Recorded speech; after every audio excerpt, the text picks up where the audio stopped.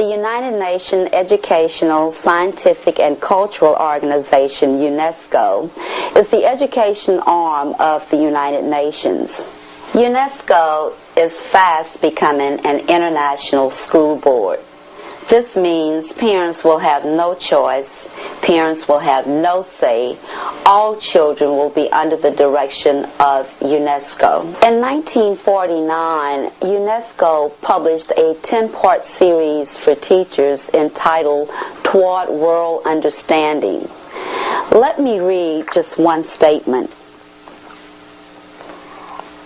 As we have pointed out, it is frequently the family that infects the child with extreme nationalism. The school should therefore use the means described earlier to combat family attitudes.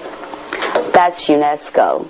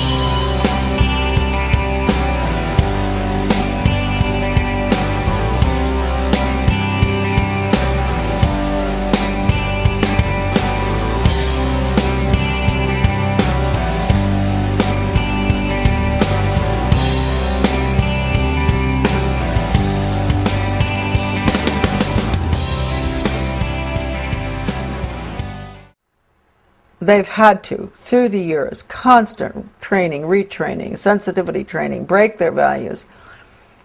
Right, no wrong. You've got to have all religions represented, so, you know, tolerant of everything, and because that's the New World disorder, excuse me.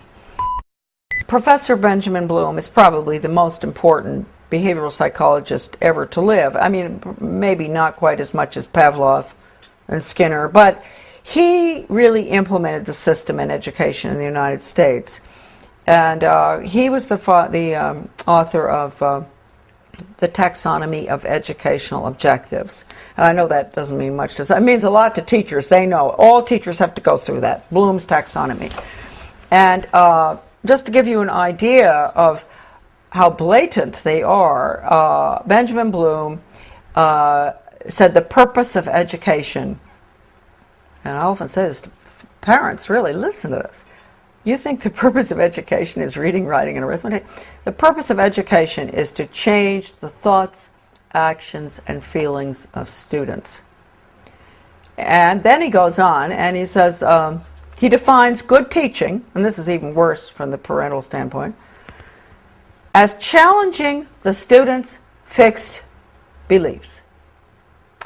And then, in some of his works that I have, that are in my book, a lot of this stuff is in it. When he says challenge, does he mean challenge or does he mean change? Change their fixed? Yeah, through challenging. It's through challenging. You go up against them, and you change them. And you asked a good question, because then he goes on in one part of the taxonomy that is in my book, he says that he can take a student from here to there, from a belief in God or his country or whatever, to being an atheist and not believing in his country in 1 hour. Did he do that? Oh yeah, he does it. And I've seen it with students. I've seen it with young people. And they don't even know, and teachers don't even know. That's why if you talk to teachers about it often, they'll really have an awfully hard time dealing with it. And if you go up to a superintendent, an educational administrator, superintendent or whatever, and you ask him or her, have you ever been through sensitivity training? They'll usually crack up because they went through it.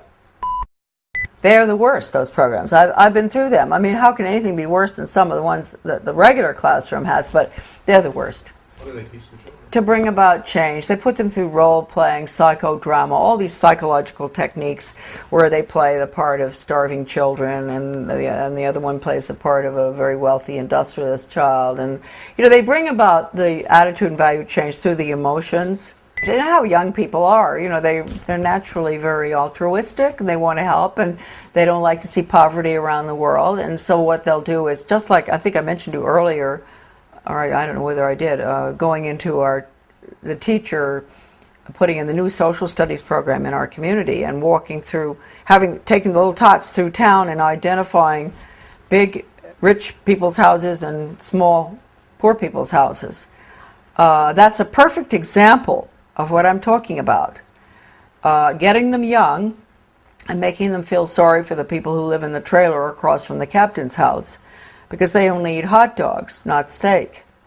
And then they'll do the same thing with Ethiopia or wherever, some third world country, showing them the children dying, and then they'll show pictures of our affluence. And what do you eat for breakfast? Oh, you have eggs and bacon and cereal and orange juice and grapefruit and everything. Yum, yum, yum. Do you really think it's fair? Common unity. That's what we call it, common unity. It is no role for the individual in the community, and for everything that goes on in the Soviet Union or communism is based on the community, the commune.